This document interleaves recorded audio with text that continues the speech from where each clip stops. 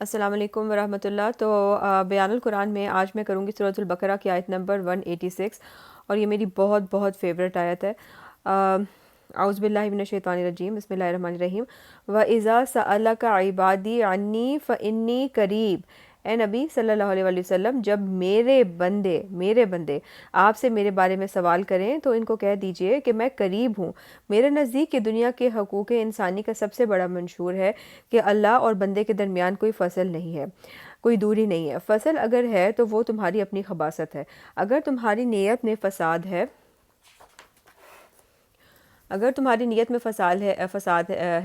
کہ حرام خوری تو کرنی ہی کرنی ہے، اب کس منہ سے اللہ سے دعا کرو گے؟ لہٰذا کسی پیر کے پاس چلے جاؤ، آپ دعا کر دیجئے، یہ نذرانہ حاضر ہے۔ بندے اور خدا کے درمیان خود انسان کا نفس حائل ہے اور کوئی نہیں، ورنہ اللہ تعالیٰ کا معاملہ تو یہ ہے کہ ہم تو مائل بکرم ہیں، کوئی سائل ہی نہیں، راہ دکھلائیں کسے، راہ روے منزل ہی نہیں۔ اس تک پہنچنے کا واسطہ کوئی پادری، کوئی پنڈت، کوئی اور نہیں ہے، کوئی پیر نہیں ہے۔ جب چاہو اللہ سے اللہ تعالیٰ سے دعائیں مانگو۔ اس کے بعد یہ ہے کہ اللہ تعالیٰ نے واضح فرما دیا ہے کہ میرا ہر بندہ جب چاہے، جہاں چاہے مجھ سے ہم کلام ہو سکتا ہے۔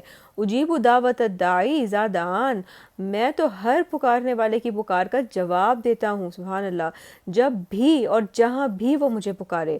جاوت کا مفہوم میں کسی کی پکار کا سننا، اس کا جواب دینا اور اسے قبول کرنا، یہ تینوں چیزیں شامل ہیں، لیکن اس کے لیے ایک شرط عائد کی جا رہی ہے کہ فَلْيَسْتَجِيبُوا لِي، پس انہیں چاہیے کہ وہ میرا حکم مانے، یعنی کہ اپنی منمانیاں کرتا رہے انسان اور پھر جو ہے وہ یہ بھی سمجھے کہ اللہ تعالیٰ ہماری دعائیں بھی سنیں گے، تو یہ بات درست نہیں ہے۔ وَلْيُؤْمِنُوا بِي، اور مجھ پر ایمان رکھیں، اس بات پر یقین رکھیں کہ میں دعائیں سنتا ہوں اور میں ان کو ضرور قبول بھی کرتا ہوں۔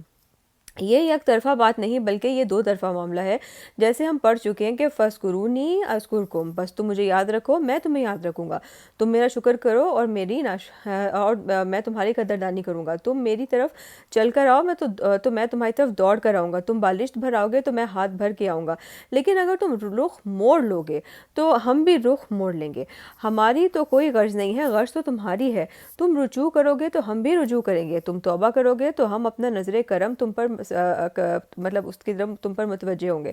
سورۃ محمد میں الفاظ آئے ہیں ان تنصر اللہ ینصرکم، یعنی کہ اگر تم اللہ کی مدد کرو گے تو وہ تمہاری مدد کرے گا۔ ہم اللہ سبحانہ تعالیٰ کی مدد کیسے کر سکتے ہیں؟ اللہ تعالیٰ تو سب سے بلند ہے، یعنی اس کا مطلب یہ ہے کہ اللہ کے دین کی مدد ہے، اور اللہ کی کتاب کو آگے پہنچانے میں اور لوگوں کو اللہ کی طرف بلانے میں یہ ہے مدد۔ لیکن اگر تم اللہ کے دشمنوں کے ساتھ دوستی کرو گے اور ان کے ساتھ تو تمہاری ساز باز ہو اور کھڑے ہو جاؤ قنوت نازلہ میں اللہ سے مدد مانگنے کے لیے، یہ تم سے بڑا بیوقوف اور کون ہوگا؟ پہلے اللہ کی طرف اپنا رخ تو کرو، اللہ سے اپنا معاملہ تو درست کرو، اور اس میں یہ کوئی شرط نہیں ہے کہ پہلے ولی کامل بن جاؤ، بلکہ اسی وقت خلوص نیت سے توبہ کرو، سارے پردے ہٹ جائیں گے۔ نہیں، یہ کوئی شرط نہیں ہے کہ پہلے ایک اسپیسیفک لیول آف ایمان پہ، ایک اسپیسیفک لیول آف پائیڈی پہ پہنچیں گے تو ہم دعا کر سکتے ہیں۔ اسی وقت جب گناہ ہو اللہ سے توبہ کریں اور اس کے بعد اللہ تعالیٰ سے دعائیں مانگنا شروع کر دیں، لعلہم یرشدون، تاکہ وہ صحیح راہ پر رہیں۔ اللہ تعالیٰ پر ایمان رکھنا اور اس کے احکام پر چلنے کا یہ نتیجہ نکلے گا کہ وہ رشد و ہدایت کی راہ پر گامزن ہو جائیں گے۔ تو یہ تھی آج کی آیت، انشاءاللہ منڈے کو اگلی آیت پڑھیں گے۔ فی امان اللہ۔